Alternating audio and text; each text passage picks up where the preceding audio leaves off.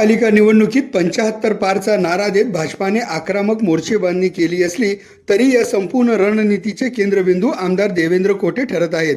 भाजपासारख्या विशालकाय पक्षात आपले स्थान निर्माण करत देवेंद्र कोटेंनी एकीकडे तिकीट वाटपात आपला सिक्का चालविला तर त्याचबरोबर मित्र पक्षांनाही धक्का देत शिवसेनेच्या अधिकृत उमेदवार कुमुद अंकाराम यांना माघार घ्यायला लावल्याने शिवसेनेचे एबी फॉर्म बाद झाले. तर आता दिनेश घोडके हे राष्ट्रवादी काँग्रेस पक्षाचे अधिकृत उमेदवार भाजपाचा प्रचार करणार असल्याने घड्याळाचे काटेही थांबविण्यात दादांना यश आल्याचे दिसत आहे.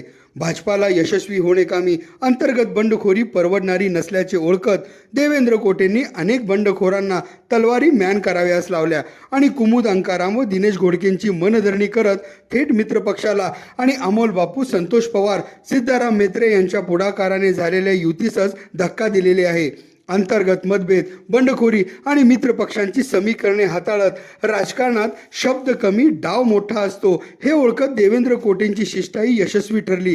त्यामुळे देवेंद्र दादांचा हा मास्टर स्ट्रोक 75 पारचा नारा सत्यात उतरवण्याकामी किती प्रभावी ठरतो हे लवकरच समजणार आहे.